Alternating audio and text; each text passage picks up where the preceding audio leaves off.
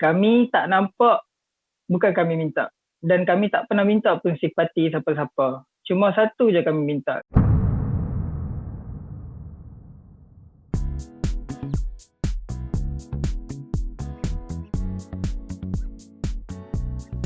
Assalamualaikum, salam sejahtera, salam Ramadan, salam PKP. Salam, jangan tak salam.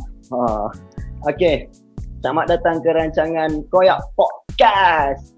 Okey, pada malam ni kita ada 3 orang panel dan ditemani oleh saya Muhammad Amirul Azhar selaku host pertama anda dan ditemani oleh rakan saya iaitu Lokman Hakim selaku host kedua. Lokman, how are you?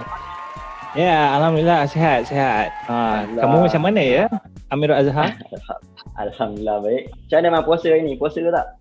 Alhamdulillah. Orang kata masih mampu lagi lah untuk berpuasa. Alhamdulillah. Macam mana pula dengan kamu? Tak ada batal lagi hari ni?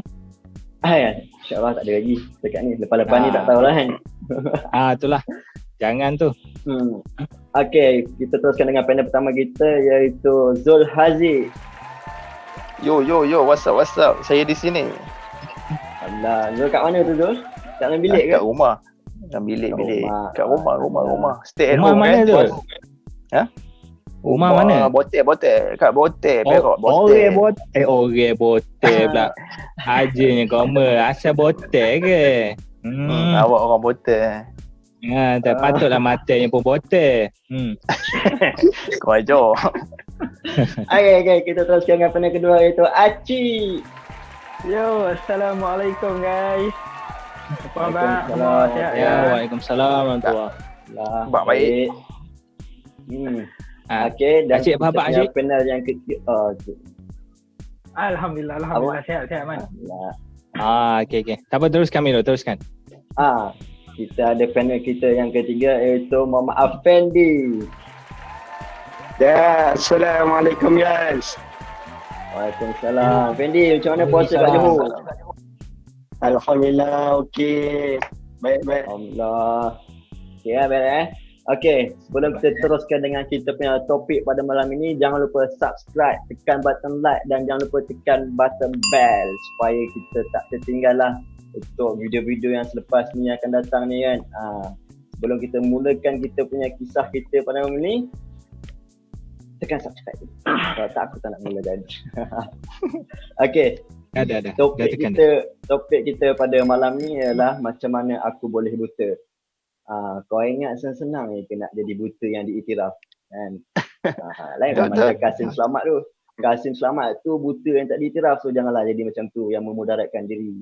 And kalau nak diiktiraf betul. oleh Jabatan Kebajikan Malaysia macam kita orang ni, kata apa, terserah pada takdir lah kan.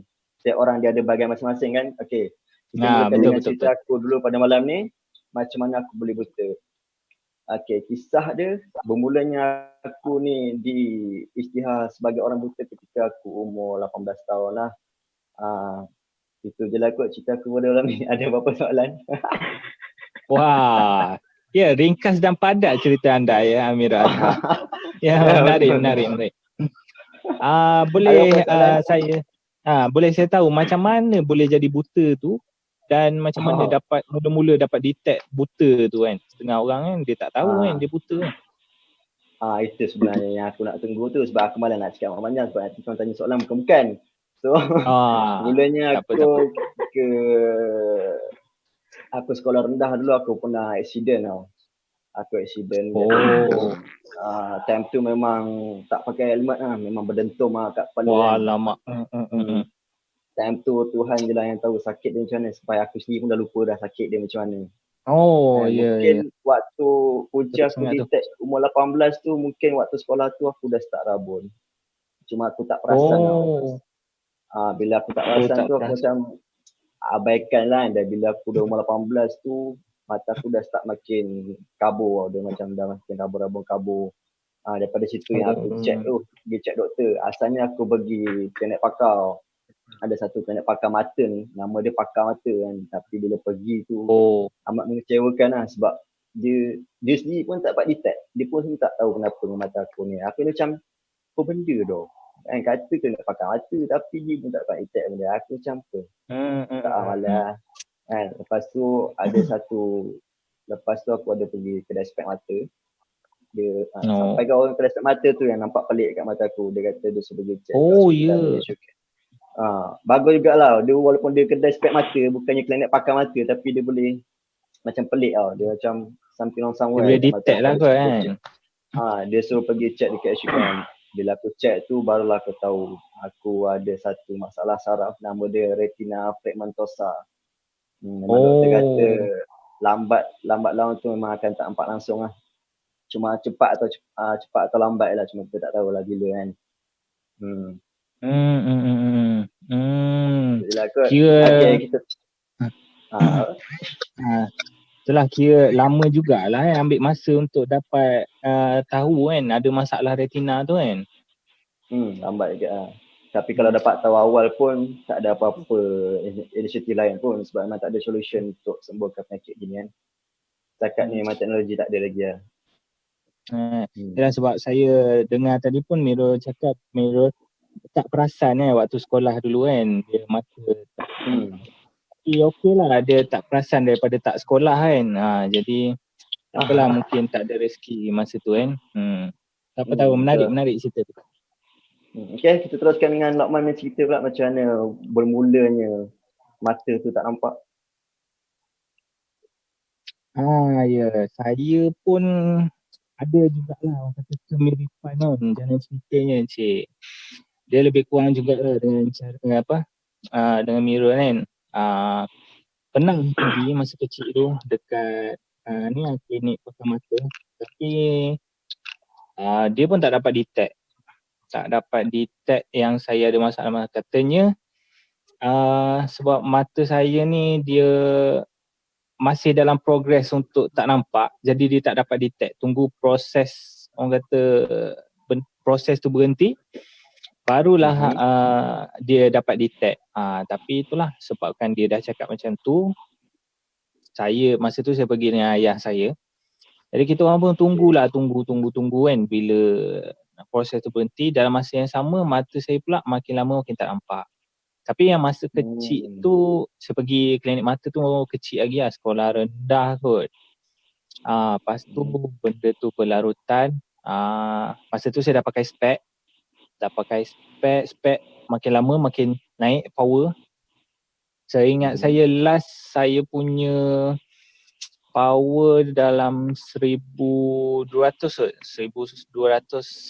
sebelah dan sebelah lagi 1600. Itulah dia tu pun kalau ikutkan nak kena tambah lagi, tapi sebab mata saya dah tak boleh nak adapt dengan power yang tinggi yang situ jadi maintain lah 1200, 1600. Sebab tu orang panggil dulu man spek, betul tak? Betul ke? Itulah. Memang kalau kat sekolah dulu memang ramai yang panggil man spek satu mungkin sebab ramai nama man. Jadi nak bezakan yang man lain tak ada pakai spek. Yang man saya je yang pakai spek. Saja je nak cerita zaman sekolah dulu, nak bagi tahu saya pun sekolah kan. Tapi kalau tengok dari segi Syarul Lokman tu macam tak sekolah. Lagi satu man. Ya. Doktor ada beritahu tak apa punca mata Lokman tu boleh sampai tak nampak ke apa ke? Lagi satu dia punya penyakit, nama penyakit. Kalau masa jumpa doktor pakar tu tak ada, dia tak dapat detect. Tapi bila yang dapat tahu ada masalah mata ni, masa tu kebetulan specialist daripada hospital mata Tun Seng On, dia ada buat macam tour lah, dia menjelajah kan Malaysia, dan dia singgah kat Terengganu. Masa tu sekolah lagi kan, sekolah pun dapat tahu pasal benda tu, dia pun hantarlah pergi jumpa spesialis mata. Sebab kalau ikutkan staff-staff sekolah pun ramai yang tahu yang saya ni ada masalah mata, jadi dia orang pun hantarlah pergi kat situ.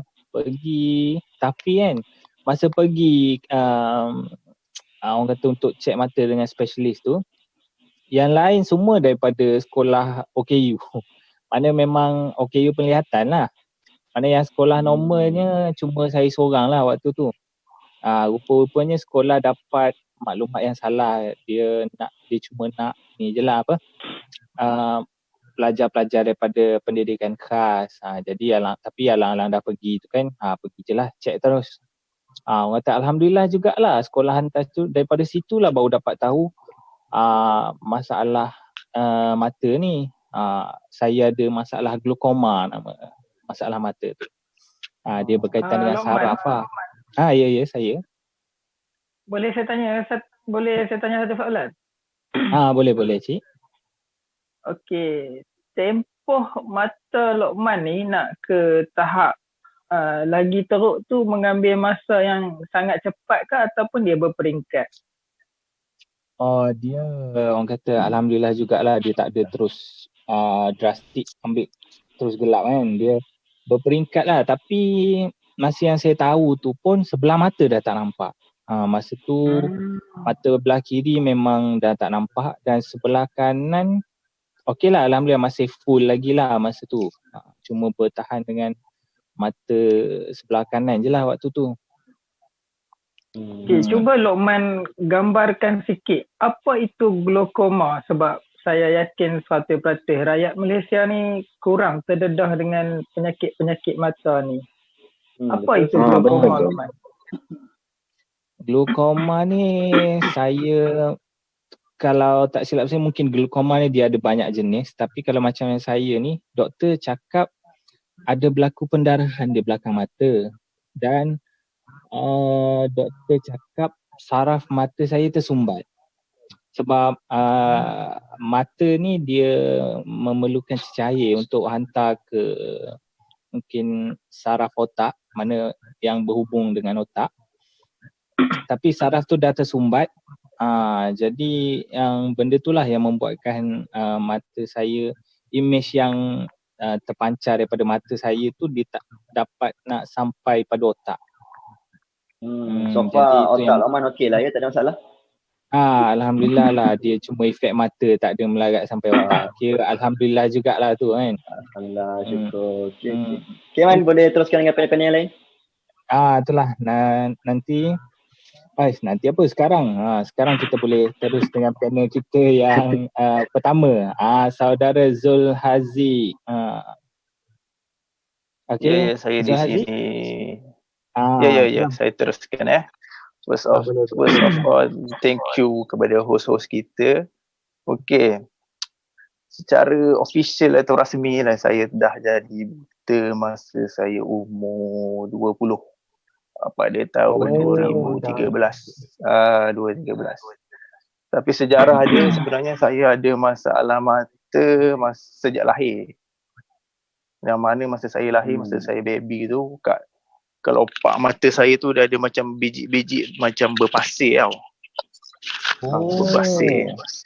Dan sebab kelopak mata yang berpasir tu lah, mata saya selalu gatal. Dia selalu gatal dan merah. And then doktor dah sahkan saya ni ada allergic terhadap cahaya dengan habuk lah. Bila kena cahaya matahari ataupun habuk je mesti gatal, mesti saya garu mata. Ada juga yang allergic macam tu.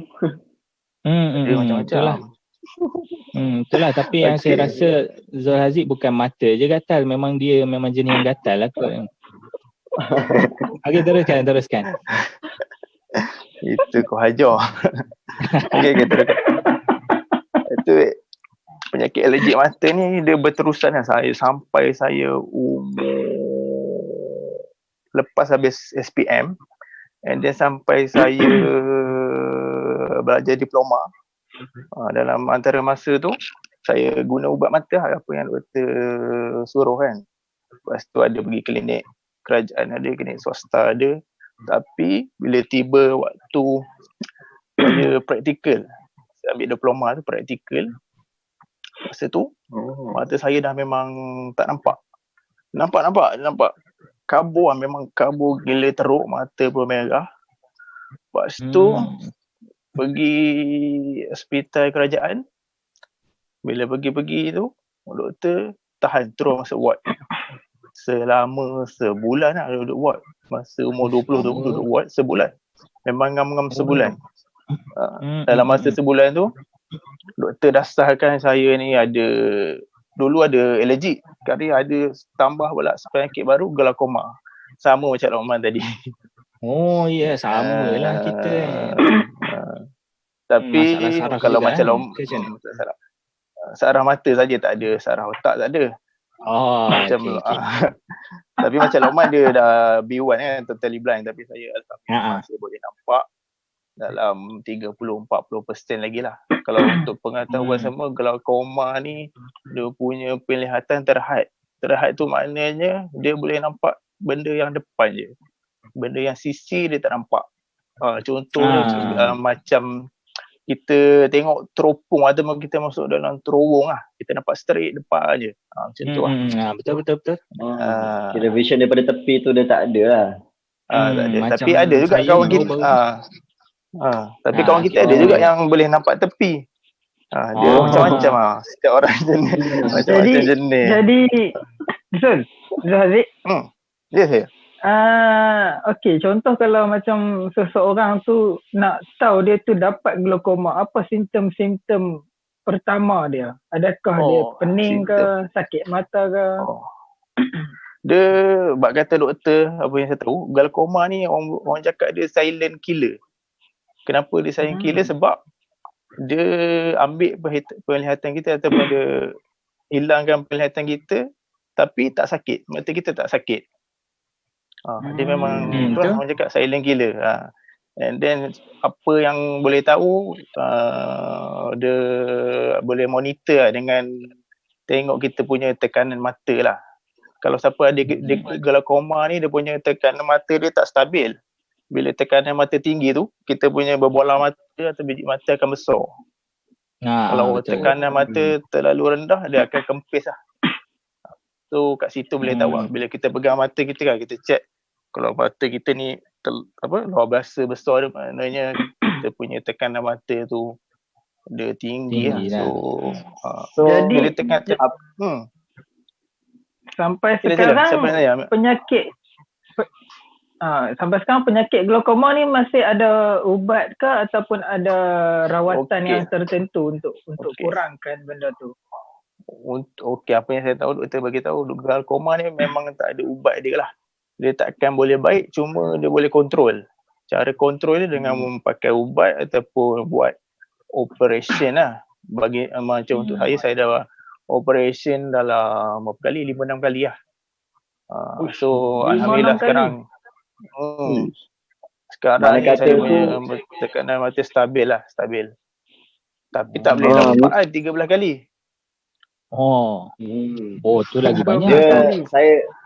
Dia buat operation tu, dia akan operation dua-dua belah mata ke atau dia buat sebelah-sebelah ni? Tak, dia akan operation sebelah-sebelah dulu.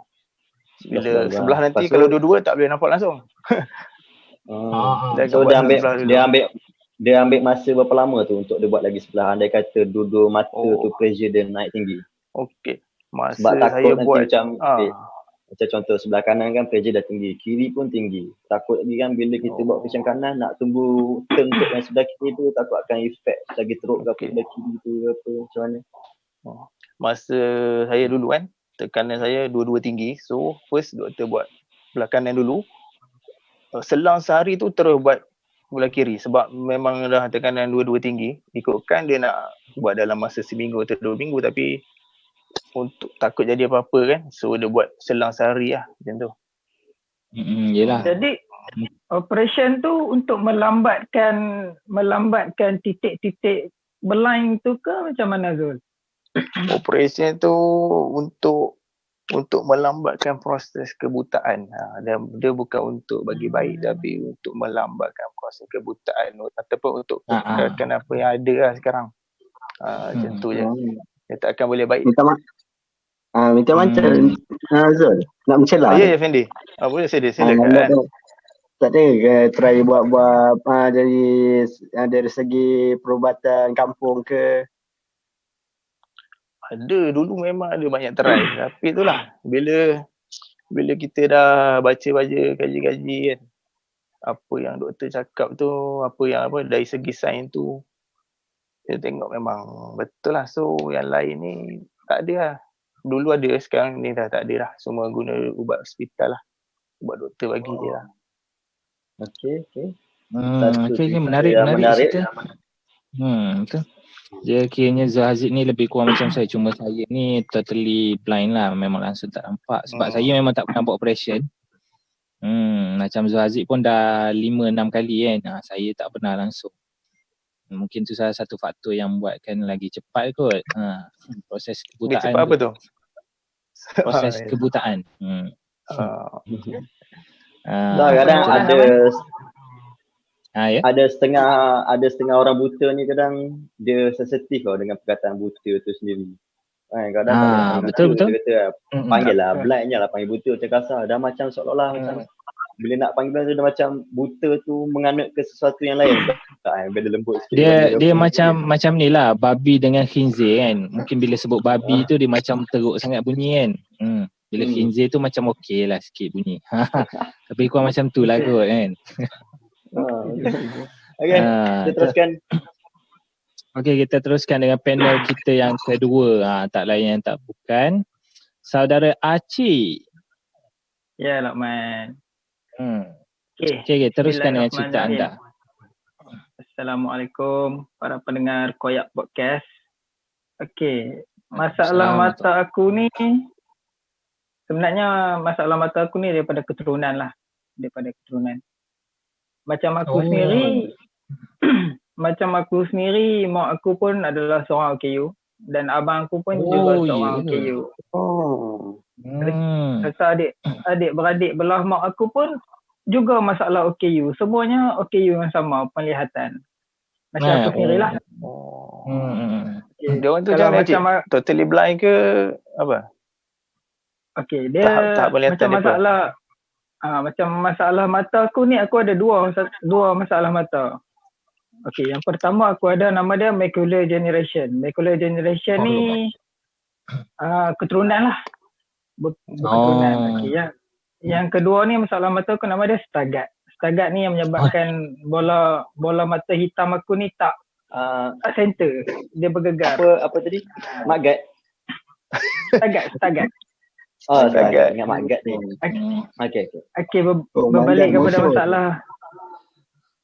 Okay, teruskan Cik. Okay, berbalik pada masalah mata aku ni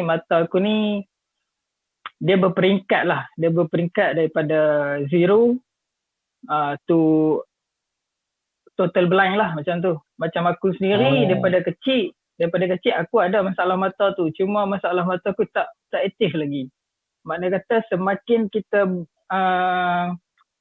meningkat umur kita, semakin teruk masalah mata kita. Dia macam tu. Jadi macam masalah aku ni yang betul-betul aku tak nampak lah, yang betul-betul aku buat kat OKU dan aku daftar sebagai seorang OKU ni adalah waktu aku form 3 lah. Lepas aku PMR macam tu. Masih sekolah lah waktu. Tapi sebelum tu aku tetap juga tak nampak. Cuma tak nampak aku ni dia berperingkat. Daripada mula-mula terang, kabur sikit dan seterusnya lah. Macam tu. Cik, macam contoh dia makin tak nampak tu, ada kaedah lain ke untuk membuatkan dia lambat lagi dia punya tahap penyelamatan tu turun ke apa ke? Okay, dulu aku pernah pergi hospital Selayang jumpa pakar mata ni, dan dia cakap mata aku ni ibaratkan macam gerhana bulan. Contoh macam bulan dan ada satu benda lagi dia akan belok dari masa ke semasa. Maknanya kata satu masa nanti mata aku pun akan boleh jadi blind jugalah. Dan dari segi sainnya memang tak ada ubat lagi lah. Memang tak ada ubat lagi. Dia berkenaan dengan saraf. Macam tu. Habis kalau gegar dia tu dia mengganggu jugalah penglihatan Acik Okay, sebenarnya gegak ni dulu sebelum aku buat kat OKU aku ada agak pakai spek. Tapi waktu aku nak buat spek tu, power aku pun lebih kurang macam Lokman, agak tinggi juga. Sebab kan masalah stagat ni lah, masalah gegak mata aku ni dia tak boleh fokus dekat satu benda tu. Maknanya kata kalau power aku lagi tinggi aku pakai, lagi teruk mata aku akan jadi. Sebab mata aku dia nak detect fokus tu tak dapat. Jadi aku ambil keputusan memang tak boleh pakai lah. Macam tu.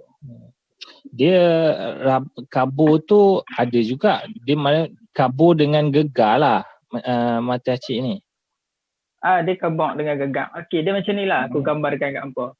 Ibaratkan kalau hampa tengok satu objek tu straight, tapi dalam masa 30 saat je hampa boleh tengok. Lepas pada 30 saat tu hampa akan nampak objek tu menjadi 2 ataupun 3. Macam tu. Dia adakah macam simptom mata letih?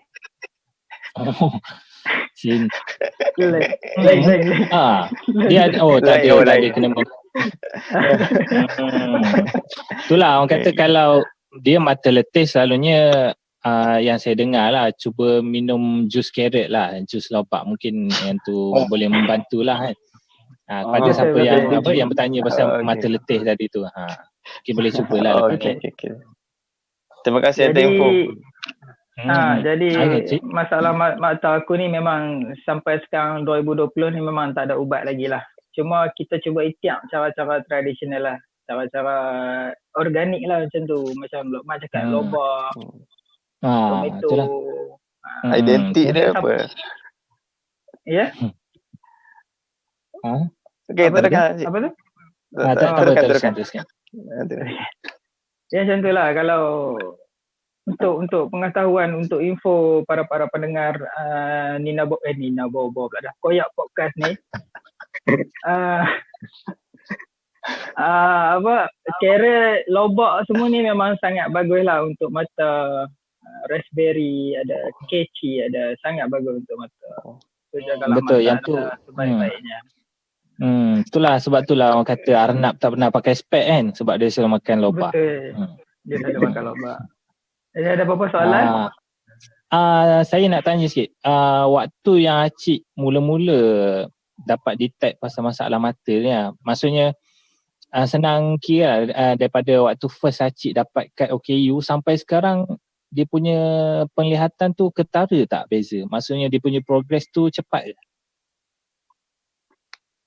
Okey, soalan ni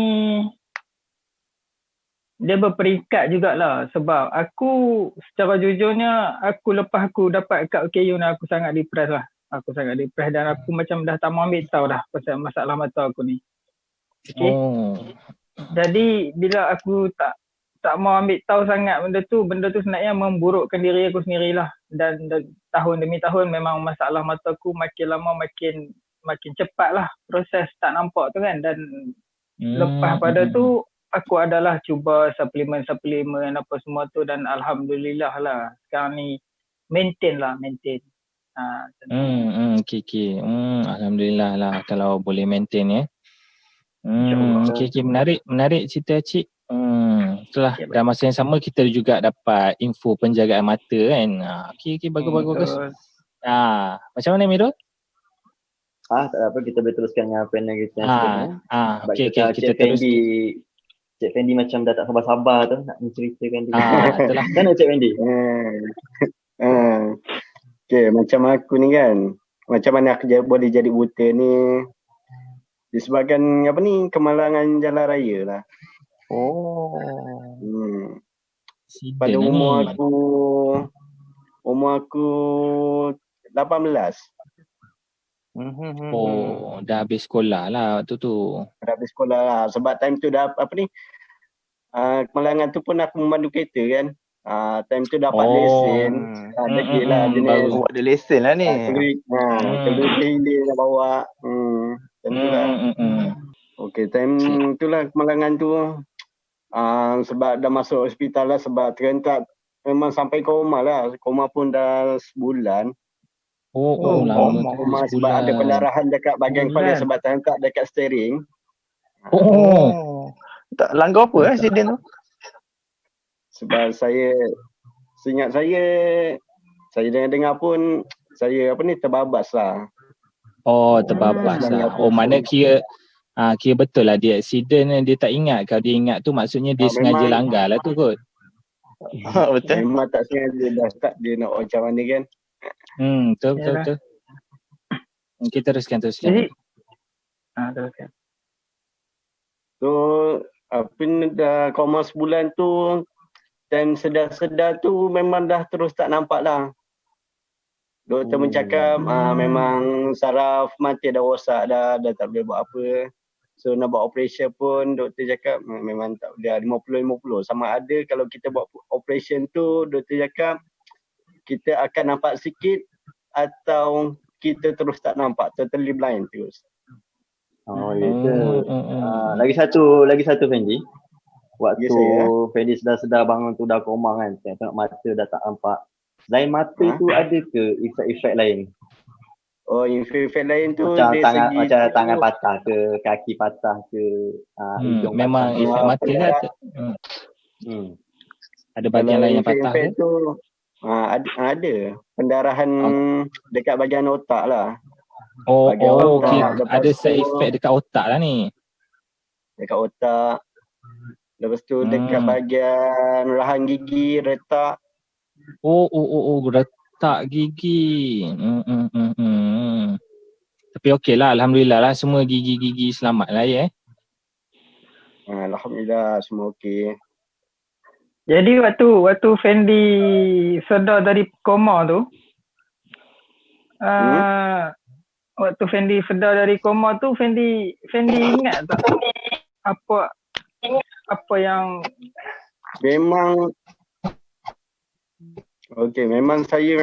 saya tak ingat apa-apa lah. Family saya tak ingat. Macam baby lah katakan. Mana kata lepas Fendi koma tu, Fendi bangkit tu seolah-olah Fendi hilang ingatan macam tu. Hilang ingatan, betul. So daripada situ macam mana proses ingatan tu dikembalikan balik tu?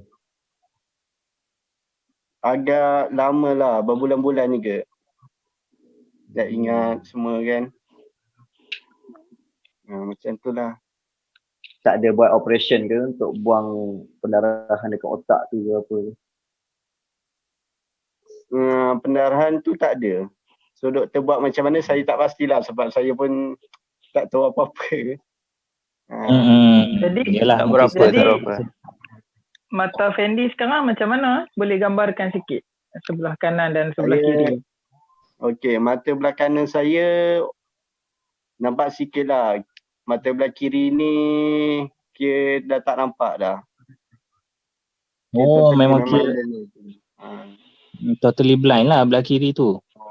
Belah kiri ya, betul. Sebab doktor cakap memang saraf saya dah rosak dah tak boleh buat apa dah kan. Saraf apa tu? Saraf mana? Saraf mata. Saraf mata. Ya. Okey. Itulah tu dekat mata kan.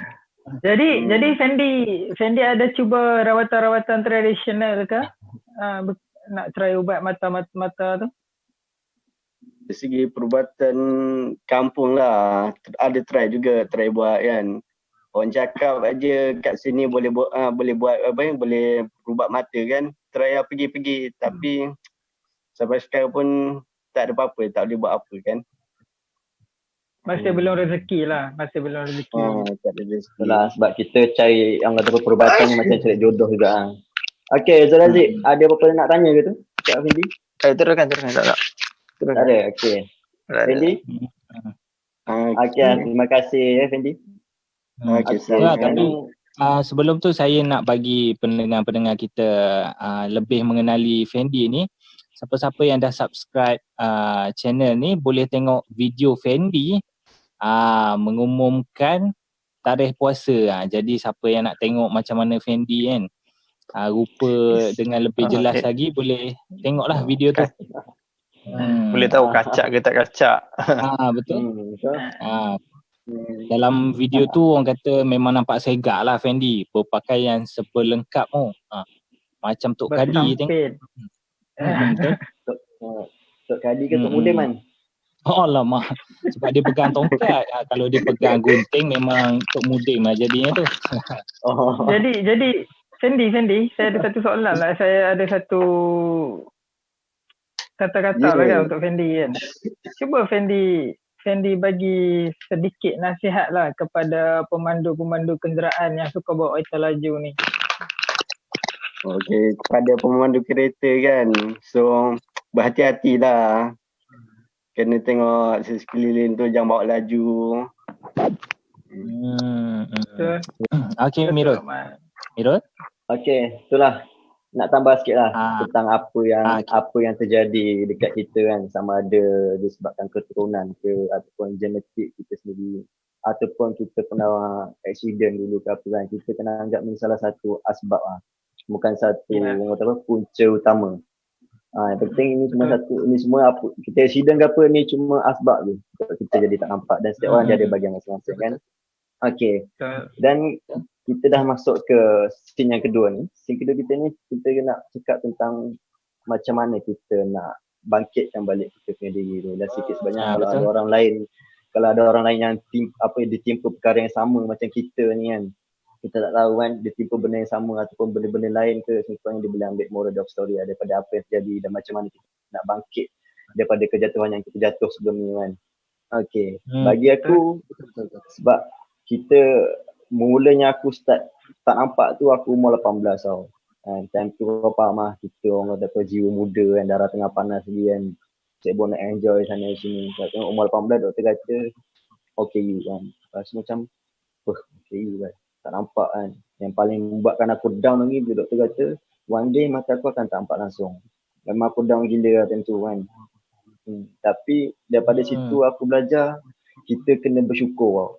Walaupun kita biasa bersyukur pada benda-benda yang positif. Macam kita dapat dimurahkan rezeki ke ataupun apa-apalah benda yang menggembirakan kita kan. Tapi benda-benda yang ditimpa musibah pada kita ni kita susah nak bersyukur. Bukanlah susah tapi bersyukur tu kita lambat. Macam contohlah kebanyakannya bila someone tu meninggal ke apa kan. Orang akan macam dah lepas seminggu 2 baru dia reda. Tak apalah, reda, Allah lebih sayangkan dia semua kan. Sebenarnya itu bagus. Tapi lagi bagus sebenarnya kalau kita boleh bersyukur waktu tu juga. Memang makam kita kat Allah tu memang tinggi lah. Sebab kita bila ditimpa satu perkara tu musibah, kita boleh bersyukur, kita reda time tu juga memang perfect lah. Tapi betul. Untuk kita buat macam tu bukan sesuatu yang mudah. Tapi macam mana kita nak praktik dan kita nak belajar benda tu, kita kena start daripada benda yang kecil. Contoh kan, duit kita hilang RM5, RM10, jatuh basikal ke ataupun kita tengah main futsal, kita isi air ke apa kan. Kita start pada benda-benda yang kecil. Sebab kalau kita tak belajar daripada benda-benda yang kecil, macam mana kita nak start pada benda yang besar sampai nanti. Sebab Allah bagi ujian kat kita benda tu sebab nak buatkan kita jadi lebih kuat untuk seterusnya, untuk hari-hari akan datang. Dan tak lupa juga lah support daripada member-member. Tapi paling support yang paling menguatkan kita family lah. Yang sokong kuat kan, rapat kau-kau yang belakang kan, tak hican kan. Tanpa family kita macam mana tu. Sokongan moral daripada family tu main peranan besar. Lepas tu barulah disusuli dengan kita punya member. Kalau ikutkan waktu aku umur 18 tu, doktor dah suggest lah untuk aku masuk pusat orang buta tau. Tapi aku macam tak boleh terima keadaan macam tu. Dan aku pun time tu tengah banyak hutang lagi, nak kena settlekan hutang motor dia apa semua bagai kan, nak kena bayar rumah lagi semua. Aku macam kalau aku berhenti sampai nak settle semua tu kan. So nak aku kena kerja kat. Campur lagi dengan aku down tak boleh nak terima kenyataan lagi time tu. Memang tak jadi apa lah. Sampailah aku umur 22. Barulah aku memang mata aku dah down gila. Aku buat motor siang. Malam memang aku tak buat motor lah. Siang tu pun aku bawa 80, 70 dan macam tu lah buat motor. Itu je paling laju. Kalau tak dulu 18 ni.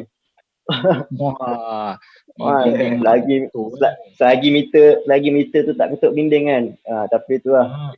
Sebabkan aku bawa 80 tu tak adalah. Kalau accident tu tak mati katak lah kan. Alhamdulillah. InsyaAllah. Itulah. Alhamdulillah jugalah tu kan. Mungkin tak ada Mirul kat sini kot. Kalau aku masuk belajar pusat orang buta dulu waktu aku umur 18, aku rasa aku tak jumpa korang. Mungkin jumpa mungkin lambat lah. Inilah nak dikatakan takdir. Dengan aku masuk tahun 2016 tu, di sinilah kita jumpa kita semua. Lepas tu kita jumpa. Benda ni pun salah satu yang buatkan aku jadi kuat. Sebab bila kita jumpa orang yang sama senasib dengan kita. Waktu kita belajar kat MAB dulu kan. Bila jumpa sama-sama kita, memang benda ni memang buatkan aku jadi macam tak sabar nak bangkitkan diri aku balik setelah aku jatuh kau dulu. Itulah sedikit sebanyak macam mana aku nak bangkitkan diri aku daripada sundang tu. Betul. Ada panel-panel kita nak tanya, ada soalan? Ada. Boleh terus Man, boleh terus. Teruskan. Tak apalah kalau tak ada. Aku teruskan dengan cerita aku lah Sebab yelah orang kata bila nak bangkit ni kan, kita sebenarnya kita memang susah, bukan tak boleh tapi teramat susah lah kalau kita nak bangkit seorang. Kita memang akan perlukan juga support, tak kira lah daripada family, daripada kawan-kawan kan. Dan kalau untuk aku pula, sebelum tu aku nak berkongsi sikit lah pasal yang Miro cakap pasal bersyukur tadi kan. Sebenarnya benda tu memang waktu aku baru tak nampak tu memang ada beberapa orang yang cakap macam tu lah kan. Bersyukur, ayat-ayat standard bersyukur, bersabar yang tu lah kan. Tapi kita dengar dalam hati dalam hati rasa, kau bersyukur bersabar boleh lah, kau tak rasa kan apa yang aku rasa. Dalam hati kita cakap macam tu lah kan. Korang boleh lah cakap syukur bersabar, korang tak rasa apa yang aku rasa kan. Tapi sebenarnya nak tak nak memang itulah hakikatnya yang kita kena buat kan. Tapi itulah sikit sebanyak kita belajar kan. Okay, balik pada kisah kebangkitan tadi kan. Aku bangkit ni, ada aku pula tadi saya. Tak apalah. Aku bangkit ni boleh lah. Aku bangkit ni pun salah satunya yang main power lah kan, yang betul-betul support aku adalah ayah aku lah. Memang waktu aku tak nampak tu jugalah dia lah orang yang paling orang kata frust lah selain aku. Dia memang agak terpukul lah ayat buku kot dengan keadaan aku masa tu. Dan masa tu memang aku kalau harapkan aku memang tak boleh nak buat apa lah, memang habis kat situ je lah. Tapi alhamdulillah lah, Allah dah kurniakan aku seorang ayah yang kata boleh bagi sokongan untuk aku bangkit balik. Dia lah yang berusaha macam mana orang kata cuba cari saluran yang boleh aku pergi kan. Sebab masa tu memang pasal dunia orang buta ni memang kosong, langsung tak tahu apa. Tak pernah, orang kata kalau nak jumpa orang buta tu memang jarang sangat lah kan. Jadi apatah lagi nak dengar pasal orang buta kan, nak ambil tahu apa yang orang buta buat, dunia orang buta ni macam mana kan. Tapi lepas aku dah tak nampak ni, ayah aku lah cuba carilah mana-mana saluran. Dan aku pernah jumpa ayahku bawa jumpa beberapa orang yang tak nampak juga. Daripada situlah bincang macam mana apa yang perlu aku buat lepas ni. Daripada situlah aku tahu pasal MAB. Mata aku buta. Betul lah. Mata aku buta, pandai juga dia pilih nama tu kan. Mungkin tak tahulah, mungkin kalau pendengar semua ramai lagi yang tak tahu pasal MAB ni. MAB ni dia satu NGO yang memang kata center yang ada menyediakan satu tempat untuk orang buta ni lah. Dia ada sediakan kata tempat untuk belajar. Kalau macam aku baru tak nampak, aku akan pergi ke MAB Kinta Valley dulu. Dan aku tahu tu pun daripada ni lah hasil usaha bapak aku bersusah payah yang cari. Sampai dia search internet masa tu MAB ni apa, bila dia dengar pasal MAB kan. Tu pun dia berat juga nak lepaskan aku kan. Sebab aku ni tak pernah jauh daripada family kan. Maknanya area kampung tu boleh lah kan. Tapi bila nak lepaskan, nak hantar pergi Perak, bayangkan Terengganu ke Perak. Kalau naik bas dalam 8-9 jam kat pergi. Tapi itulah kata untuk masa depan kan. Ayah aku pun lepaskan aku belajar 6 bulan dekat Kinta Valley. Daripada situlah aku jumpa macam Miro, Lacik, Fendi aku jumpa kat Kinta Valley, MAB Kinta Valley. Daripada situ tengok orang yang senasib dengan kita kan. Lepas tu, dan mungkin ada yang lebih teruk daripada kita. Tapi alhamdulillah, maksudnya bila kita dah bercampur dengan kata community blind kan, barulah kita rasa macam bersemangat balik. Kita pun jumpa macam-macam jenis orang kan, kita rasa kita dah paling teruk kan, tapi ada yang lebih teruk, ada yang sama macam kita kan. Jadi daripada situlah aku orang kata dapat semangat baru kan untuk teruskan hidup. Dan daripada MAB Kinta Valley tu jugalah aku tahu banyak benda yang orang buta ni boleh buat. Orang buta ni boleh main komputer, orang buta ni boleh main handphone, smartphone macam aku pakai sekarang kan. Lepas tu orang buta pun boleh keluar pergi jalan-jalan seorang-seorang kan, dengan syarat bawa tongkat lah. Banyak benda lah yang aku belajar. Dan kalau ikutkan masa aku nampak dulu, aku memang gila bola sepak. Orang kata daripada 24 jam masa aku dalam satu hari, boleh katakan 80% masa aku habiskan dengan bola. Bila kat sekolah pun lepak dengan member cerita pasal bola kan. Balik sekolah pergi main futsal, duduk tendang bola lagi. Lepas tu petang pergi main bola lagi kan. Lepas tu malam pula tengok bola. Sampailah pagi kadang-kadang tu, sampai 3-4 pagi sampai lock alarm untuk bangun tengok bola. Tapi bila aku dah buta ni, aku dah tak boleh main bola kan. Dan bila aku kat MAB Kinta Valley tu jugalah baru aku tahu yang orang buta pun boleh main bola. Jadi aku rasa macam wah okey lah, tak adalah teruk sangat jadi buta ni kan. Jadi aku rasa mungkin tu dululah kot yang aku boleh kongsi pasal kebangkitan aku. Mungkin kita semua nak dengar cerita daripada panel kita pula. Macam mana Mirul? Panel lain ada apa-apa nak tanya? Nak tuju soalan kat teman kita?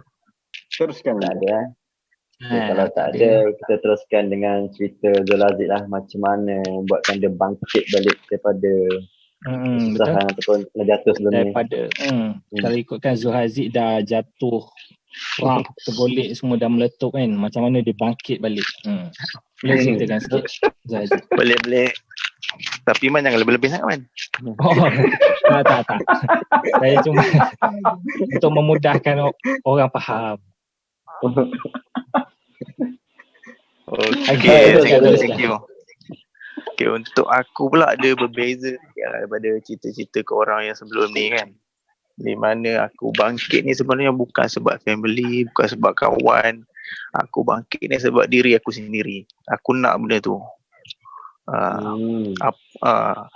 Kenapa aku cakap itu? Sebab selama ni aku hidup, mak ayah aku tak pernah larang aku dan tak pernah suruh aku buat apa yang aku nak. So maknanya kat situ aku ada kebebasan sendiri lah untuk aku tentukan hidup aku. And then bila sejak aku jadi buta umur 20 tu, aku lepas operation yang berapa kali tu, aku duduk rumah setahun lebih. Kiranya aku ni belajar diploma tu. Operation mata tu. Okay. Yang glaukoma tu. Lepas operation tu aku stopkan aku punya study. Maknanya aku tak habis lah. Aku punya diploma. And then lepas tu aku duduk rumah. Tak sempat habis. Sampai SEM 4 je. Padahal lagi 2 SEM tapi tak sempat habis. Sebab mata dah teruk kan. Sebab mata dah teruk sangat. Lagi pun aku ambil diploma mechanical, kena welding apa semua kan, engine. Banyak pakai mata lah kan. So tak boleh sambung study. So aku duduk rumah setahun setengah. And then macam mana aku boleh bangkit sekarang ni, ada satu masa tu aku pergi appointment dekat hospital. Seorang doktor tu suruh aku masuk tempat orang buta dekat Penang. So dengan kehendak sendirinya aku ajak mak ayah aku pergi sana, pergi tengok tempat tu macam mana. And then aku masuk situ. Masuk situ barulah aku kenal dunia orang buta ni. Tapi masa mula nak masuk tu aku tertanya pada diri aku, aku ni belum buta lagi, belum kira nampak lagi, kenapa aku duduk di tempat sini? Tapi untuk mengeksplorkan dunia yang baru, untuk teruskan kehidupan, untuk menjamin masa depan, aku masuk juga situ. Dan aku tengok kan ada orang lagi teruk daripada aku. So aku rasa aku kena teruskan lah. Ada orang yang teruk tak nampak pun boleh teruskan hidup, kenapa aku tak kan. So aku teruskan sana. Habiskan study kat Penang, nama dia St. Nicholas Home for the Blind. The NGO lah untuk orang buta, orang yang dah buta semua baru buta, tempat belajar ke, tempat belajar. Bila aku dah habis study 6 bulan kat sana, ambil IT. Aku masuk pula MAB KL. MAB KL ambil IT juga, diploma. Aku ambil diploma. Kat sana juga aku jumpa maklumat mangkuk-mangkuk iron yang ada sekarang depan aku ni. Acik lah mangkuk-mangkuk tingkat semua ni kan. Randy, Lokman. Tu kapet tu. Sekarang lah. Tu yang seorang lagi tu dia bukan sejenis mangkuk tu. Dia sejenis macam kapet pemaidani. Yang tu mungkin Miru masukkan Fendi kot kan. Kapet yang tapi tu. Okay, tadi aku bangkit dengan aku punya kehendak sendiri, tapi aku tak menafikan benda ni. Aku berjaya bangkit ni sebab doa daripada mak ayah aku jugalah. Tu tak boleh dinafikan lah. Betul. Zul nak tanya. Assalamualaikum tuan. Ya boleh silakan cik, silakan boleh. Free je cik. Tanya itu gratis. Okey Zul, yang cuba cerita sikit Zul. Apa perbezaan yang belajar dekat Penang tu dengan MAB Zul? Adakah ia dua-dua berkenaan dengan masalah mata ataupun dia ada masalah lebih juga yang masuk dekat Penang tu? Tak. Penang itu memang nama pun St. Nicholas Home for the Blind. So memang untuk orang masalah orang buta, tapi dia satu NGO yang lain lah. Kira MAB pun satu orang buta ni NGO yang lain, St. Nicholas ni satu NGO yang lain lah. Dan daripada St. Nicholas tu aku baru kenal MAB lah. Macam tu. Sebab kita tak tahu kan, kadang tu orang tak nampak ni banyak orang kata apa, sumber kan. Sebab apa kan dia jadi tak nampak. Mungkin kadang tu ada yang terefek tempat-tempat lain kan. Macam ada yang aku pernah jumpa efek hidung dia tak boleh bau, ada yang efek telinga tak boleh dengar pun. Tapi itulah macam-macam jenis lah kan. Ada satu lagi yang rambut gugur pun ada, masalah mata betul, rambut gugur pun ada juga. Ni dah masuk dalam kes sapu keliling kan ni aku rasa ni. Sapu guna penyapu. Yang tengok handphone guna hidung pun ada. Yang tengok handphone guna hidung itulah. Kita share kat kita punya penonton, tak salah. Orang kata supaya lebih mengenali dengan lebih, orang kata lebih rapat lah. Lebih betul. Lebih rapat. Kata ahli-ahli panel dan juga host kita kan. Okay, menarik cerita tu. Daripada Penang ke KL, sekarang bolehlah kot kita pergi ke Kedah pula kan. Kita dengar cerita orang Kedah. Kita dengar cerita dari panel kita yang kedua. Mr. Acik. Okay. Macam aku lah kan. Macam mana aku bangkit dengan musibah ni. Ataupun aku panggil benda ni bukan satu musibah lah. Satu keberkatan lah untuk aku. Sebab apa yang aku fikir mula-mula sekali, aku fikir satu je. Everything happen for a reason. Setiap sesuatu yang berlaku tu mesti ada sebab. Betul. Benda pertama yang aku orang kata apa, ambil benda tu dan aku genggam lah benda tu. Okey, contohlah kalau aku mata elok sampai sekarang, aku sendiri pun tak tahu macam mana aku dengan Tuhan. Aku sendiri tak tahu macam mana aku dengan family aku. Betul. Samalah kita. Benda tu lah yang sebenarnya mengkuatkan semangat aku. Dan untuk pengetahuan semua, waktu aku tak nampak waktu form 3 dan aku dah dirasmikan menjadi seorang OKU penglihatan ni, di sekolah aku tu aku seorang je yang ada masalah mata ni.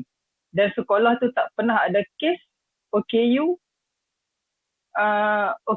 apa-apa OKU lah yang ada dekat sekolah tu. Jadi aku orang yang pertama di situ. Jadi waktu aku dapat jadi waktu aku dapat kat OKU aku tu memang sejujurnya lah memang sangat down lah. Sebab kita tengok orang lain boleh tengok papan hitam, boleh belajar, baca buku, tulis cara elok. Tapi kita nak belajar tapi papan hitam tak nampak. Papan putih tak nampak. Buku tak nampak nak baca. Nak kata depress tu memang sangat depress lah. Tapi yang aku fikir waktu tu, alhamdulillah lah. Aku kena ada kawan-kawan aku yang positif lah dan dekat situlah aku belajar.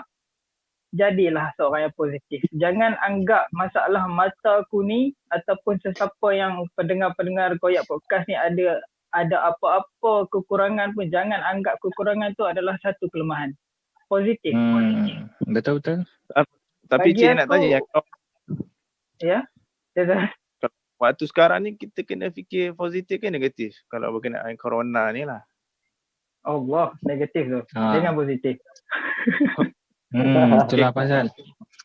Minta jauh lah kan. Minta jauh. Okey, berbalik kepada tadi tu. Jadi adalah seorang, dua orang kawan aku yang positif yang cuba memahami aku dan kat situ aku, apa yang aku buat kat situ aku minta maaf lah kan. Bukan aku nak sisihkan mana-mana orang tapi aku terpaksa buat benda tu untuk kuatkan semangat aku. Aku terpaksa sisihkan orang-orang yang negatif. So aku dekatkan diri aku dengan sekumpulan yang positif. So kat situ yang akan membangkitkan semangat kita. Secara jujurnya lah. Kiranya semua yang dalam ni kira semua positif lah sebab masih didekati oleh Acik Dia macam ni, unsur positif negatif ni maksud aku orang yang normal dan OKU. Faham tak? So macam kita kat sini, kita semua ni adalah masalah yang sama. Jadi benda tu tak, apa-apa yang bercakap ke apa ke, hang aku sama je. Masa-masa sama-sama tak nampak. Jadi waktu aku habis sekolah tu, aku cuba bekerja. Aku kerja dengan satu kilang coklat nama dia. Tapi aku tak mahu abang kilang apa kan. Aku kerja situ 2 tahun. Dan time tu aku tak dapat lagi pendedahan dunia orang buta ni. AKA dunia orang tak nampak ni lah. Okay, penglihatan ni. Dan sampai satu masa tu, sepupu aku dia kerja bahagian PPD untuk cetak buku-buku orang tak nampak ni. Dia yang cakap, kenapa tak masuk MAB? Jadi kat situlah aku mendapat semangat aku yang baru. Aku masuk kat situ, aku jumpa Lokman, aku jumpa Amirul, aku jumpa Fendi. Betul-betul, satu batch dulu. Satu batch, dan kat situlah kami mengenali dunia orang-orang tak nampak ni. Dan kat situ jugalah aku sendiri secara peribadi aku dapat semangat lah. Semangat untuk kuat. Macam Lokman cakap tadi, kita tengok kita macam ni tapi sebenarnya ada orang lagi teruk pada kita. Itu kena bersyukur lah. Betul.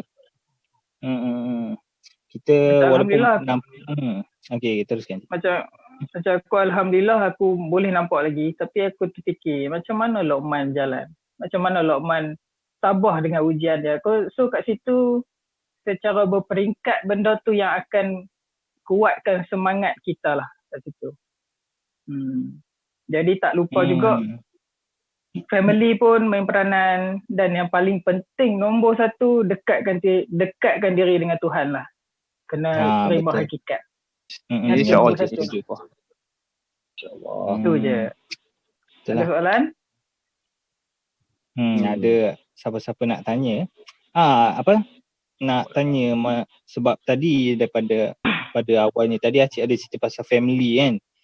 Yang ada betul. Masalah mata juga. Macam mana dengan diorang? Adakah diorang pun macam Acik juga cuba belajar macam mana lifestyle orang tak nampak ni? Okay. Macam mak aku, lepas mak aku kahwin, waktu beranak-anak yang ketiga baru dia start tak nampak. So peringkat dia agak lambat lah. Macam abang aku, mata dia lagi terang pada aku. Jadi secara jujurnya apa yang aku belajar dekat pusat orang tak nampak ni, apa yang aku belajar kat sini, aku balik, aku ajak dia balik. Contoh macam kami diajak macam mana kami nak tahu tuang ayak dalam gelas, nak tahu macam mana ayak tu penuh kan. Jadi apa yang kami belajar, letak sukatan jari dekat dalam cawan tu sedikit. So bila ayak tu terkena dekat kuku kita ke ataupun hujung-hujung jari kita, kita tahu benda tu dah nak penuh. Jadi benda-benda tu, contoh macam tu, aku bawa ke rumah, aku ajak pula kat mak ataupun abang aku. Macam tu lah. Okay, bagus-bagus. Anak soleh ni, cik ni. Bagus-bagus. Maksudnya dia Jadi, belajar tu. Okay, teruskan cik. Aku ni. Betul. Ya, saya setuju. Itulah rasa sebab pun ada dengan cerita cik ni kan. Bagus-bagus berbakti untuk keluarga kan. Dia apa yang dia belajar tu dia tak habis kat situ. Selain dia amalkan, dia boleh ajar pada ahli keluarga dia yang memerlukan yang perlu belajar. Satu lagi, kena sentiasa positif lah. Yang tu yang paling penting. Sentiasa positif dengan apa yang berlaku. Betul. InsyaAllah. Ada apa-apa itulah, soalan? Positif. Mira? Tak ada soalan lagi. Boleh teruskan lah. Saya rasa itulah. Kita.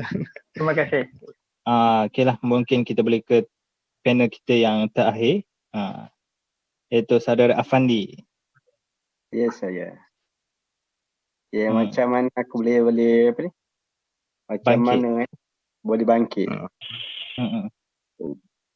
Macam mana boleh bangkit ni daripada mak ayah, especially mak ayah lah, family semua bagai apa, rakan-rakan, orang kampung semua.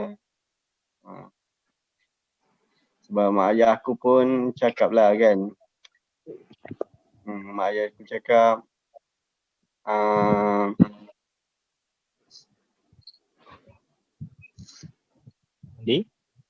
Ya. Apa? Fendi kata macam makcik tadi dia. Hello, Fendi? Hello. Ya, saya.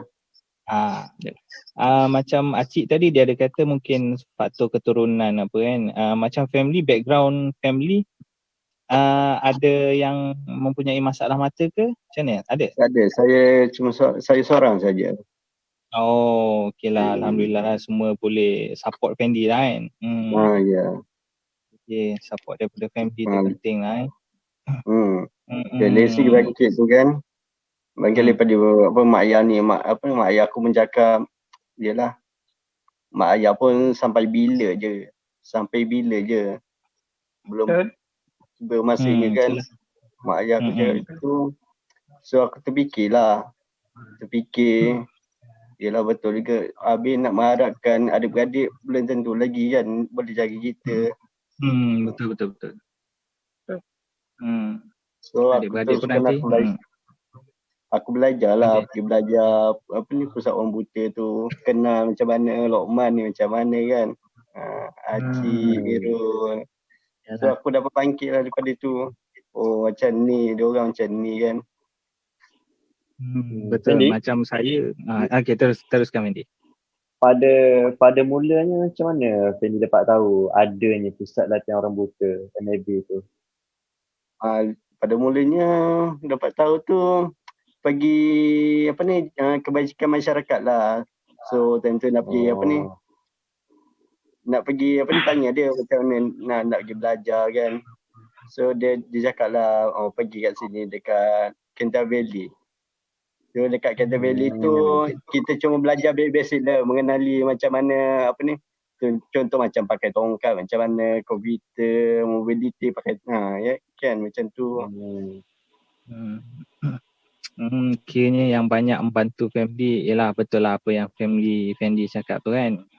Kalau nak harapkan adik-beradik pun satu hari nanti mungkin dia orang dah berkahwin kan, dah ada anak bini kan apa semua. Mungkin dia orang nak kena jaga family dia orang kan. Jadi maknanya bila Fendi dah belajar tu bolehlah berdikari sendiri kan. Betul. So bagus. Maknanya alhamdulillah lah kita semua family yang supportive lah kan, masing-masing ada family yang supportive. Ada soalan untuk Fendi? Zul Haziq ke ada nak tanya Fendi apa-apa? Fendi, saya ada satu soalan lah. Ya saya. Okay, background Fendi adalah seorang yang normal kan, seorang yang normal daripada mulanya, daripada lepas lahir apa semua tu, dan anda ditimpa satu musibah dan menyebabkan mata Fendi tak nampak kan. Jadi saya rasa benda tu sebenarnya ujian tu lagi berat kepada Fendi, sebab macam aku sendiri, aku memang ada keturunan. Macam Zul pun tadi, macam Lokman pun tadi, macam Mirul pun tadi. Tapi macam Fendi ni, aku dengar cerita Fendi ni, sebab Fendi ni memang daripada normal, baru lepas aksiden dan tak nampak. Aku rasa ujian Fendi ni lagi berat pada kami semua ni. Macam mana hang boleh kuatkan diri hang nak menghadapi benda tu, selain pada bantuan keluarga, selain pada rakan-rakan. Maksudku, macam mana hang kuatkan diri dalam diri hang tu sendiri, semangat diri hang tu sendiri. Macam mana hang buat benda tu, Fendi? Macam mana tu? Ya, sebab bila kita selalu solat lah, kita berdoa, buat kuat iman kita semua bagai. Ya, Alhamdulillah lah, aku boleh bangkit. Dan terus. Alhamdulillah ya Fendi. Yelah, orang kata waktu-waktu macam tu kan, kat mana lagi kita nak rujuk kan, nak harapkan manusia memang dah tak boleh buat apa dah macam tu kan. Orang kata tu pun mungkin salah satu cara untuk dia memanggil kita lebih dekat padanya lah. Betul. Itulah. Okay Fendi. Okay, Fendi ada apa-apa lagi? Tiada dah. Okay. Mungkin kita boleh terus kepada Mirul. Mirul untuk last point. Okay, point kita yang terakhir, apa-apa pun kita back to basic lah. Apa yang jadi kat kita balik kepada Allah yang sebaik-baik perancang tu kan. Okay, betul. Point kita yang seterusnya ialah orang lain pun nak tahu juga kan, orang buta ni buat apa kan, sebab tak tahu kan cerita buta ni. Banyaknya diorang tahu asal orang buta je jual tisu, orang buta je jual tisu apa semua. So itu dah mencemar persepsi, dah mencemar punya orang-orang buta punya image tau. Betul. So untuk orang-orang yang buta, saya tak tahu nak cakap macam mana sebab kita tak ada kat tempat dia kan. Mungkin orang-orang buta tu dia ada masalah dia sendiri untuk bekerja ke apa, kita tak tahu. So jangan judge orang terlalu mudah.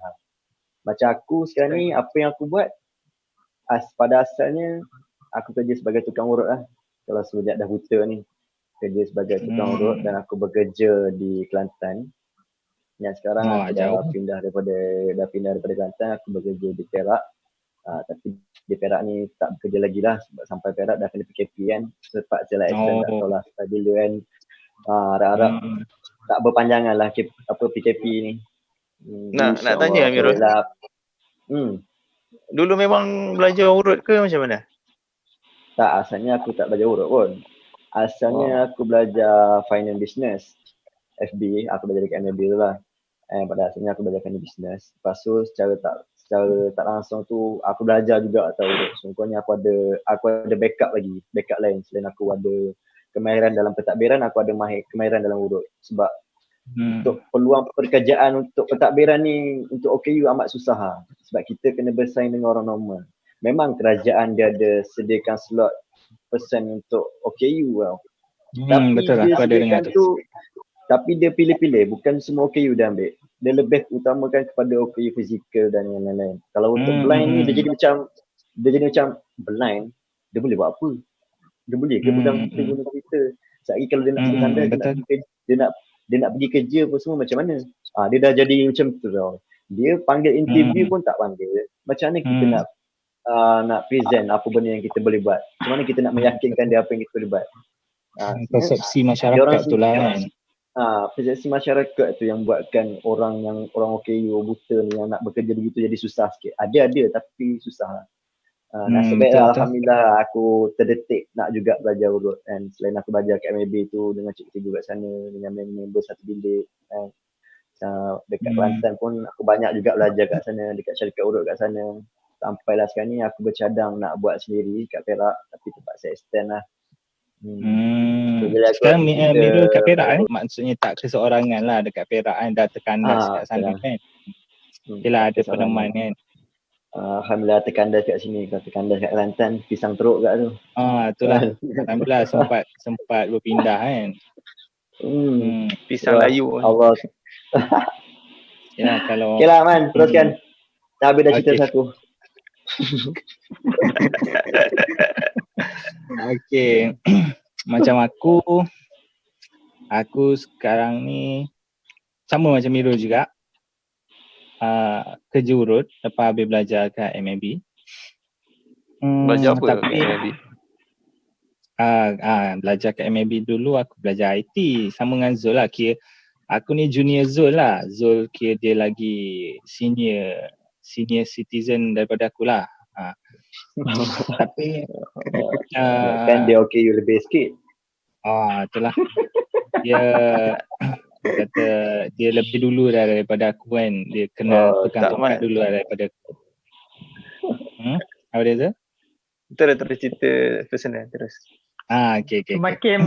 Semakin pukul keliling Lokman. Tak ada, kita orang kata mengeratkan lagi lah sebab lama tak jumpa kan. Ya betul. Macam aku sekarang ni macam Miro cakap tadi lah. Persepsi masyarakat dekat orang buta ni kebanyakannya bukannya kita orang tak bagi nak kesian, tapi janganlah terlebih kesian kan sampai macam anggap kita orang ni macam pengemis pun ada kadang tu kan. Sebab dulu aku pernah dekat MAB dulu, waktu ada persatuan dalaman kan. Pergilah cari barang, nak beli barang dekat satu kedai time puasa lah, lebih kurang time-time macam ni. Aku jalan kan, sampai aku masuk satu kedai tu, kita tak nampak kan, kita masuk tapi kita boleh dengar lah suara dia. Lepas tu kita bagi salam, dia diam sampai 3 kali. Yang ketiga tu baru dia cakap kejap-kejap dia pun panggil bini dia. Lepas tu mana kita orang yang masa tu datang nak pergi beli barang tu, okey lah dia dah dengar, okey. Lepas tu bini dia datang, dia pun cakap yang bagi ni 2-3 ringgit. Wah, masa tu aku dengar kata, weh ni macam tu lah, tak tahu nak cakap lah kan. Aku pun kata, tak ada bang, kita orang datang nak beli barang. Sampai tahap macam tu, bila nampak orang buta je, dia mindset dia orang ni mesti nak minta sedekah lah ni kan. Dia lebih kepada macam tu lah. Memang kebanyakan persepsi masyarakat dekat orang buta ni agak low lah, kurang, pandang rendah sikit. Betul. Tu pun salah satu juga kenapa aku tak boleh nak teruskan dalam bidang IT. Jadi aku pun sama macam Mirul, masa aku kat MAB dulu, sambil-sambil aku belajar IT, aku pun sempat belajar urut dan sampai sekarang lah aku kerja urut. Okay. Teruskan. Zul? Tak aku. Aku pula sama je macam korang dua tadi, macam Mirul dengan Lokman. Seorang juru urut. Walaupun belajar IT tapi tetap kerja urut. Alhamdulillah ada belajar basic urut sebelum keluar tu, tamat pengajian dulu. Aku kerja kat Ipoh dulu. Kerja kat Ipoh dah setahun kot. Kerja kat urut kat Ipoh setahun. Lepas tu pergi KL, ada training sukan sikit. Wah, atlet lah ni. Aktif biasa-biasa part time je. Sukan saya main olahraga lah, olahraga. Ni mesti badan sado atlet sikit je. Tak ada aktif biasa je. Okay, tanya. And then sekarang saya tengah menganggur. And then insyaAllah lepas PKP ni dapat diri kerja baru. Alhamdulillah dapat kerja. Ingat dapat kerja. Kat mana tu? Alhamdulillah. Kat KL insyaAllah. Alhamdulillah. Alhamdulillah. Kerja kat mana tu? Kat hospital. Lepas ni cerita agak menarik sikit kan. Kita teruskan dengan yang Cik pula. Macam mana Cik?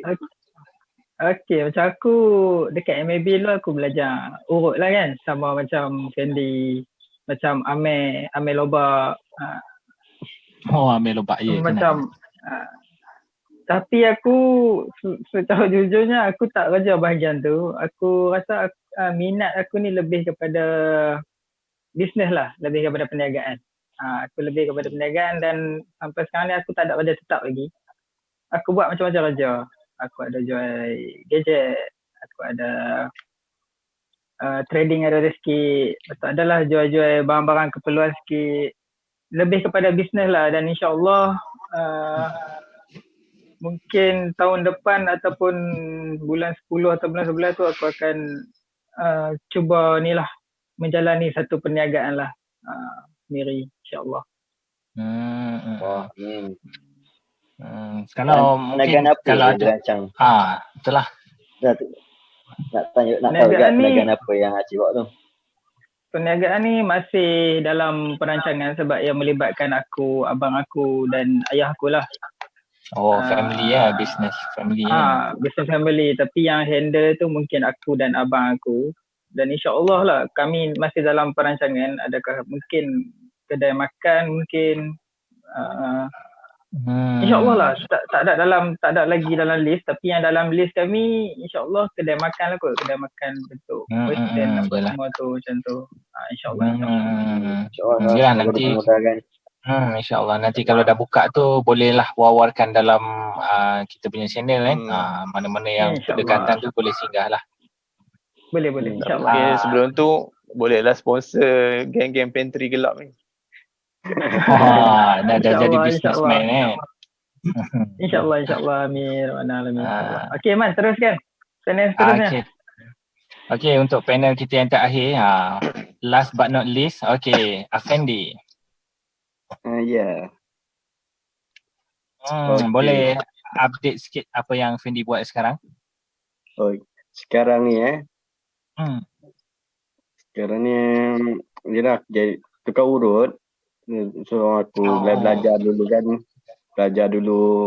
jadi tukar urut. So aku kerja dekat Kelantan. Sama dengan Mirul dulu lah sambil dengan Mirul juga. Satu tempat kerja. Satu tempat kerja. Buat urut. Macam mana dan keadaan PKP sekarang? Buat urut lagi ya? Tak ada, tak berani nak buat. Itulah. Takut kita yang kena kan. Itulah. Baguslah macam tu. Sebab kerajaan pun memang suruh berkubung kan. Elok berkubung dalam rumah, lain pula tempat berkubung nanti kan. Makan tidur je lah duduk rumah. Bagus. Tak apa. Alhamdulillah kita orang kata walaupun dalam keadaan macam ni masih boleh makan, tidur kan. Setengah orang nak makan pun tak boleh kan. Mungkin nak kunyah makanan ke apa, ada masalah ke apa kan. Tapi kita alhamdulillah lah boleh kunyah macam biasa. Okay. Ada apa-apa lagi Fendi? Aku nak tanya Fendi, apa perancangan Fendi selepas PKP ni? Tak adalah sebab sebelum ni adalah macam terbaca dekat status-status WhatsApp ke Facebook, nampak macam cinta-cinta kan. Lepas PKP ni ada sampiran somewhere ke kan. Dah lama tak kasih minyak betul. Dah berpunya ni Fendi Fendi boleh cerita sikit tak?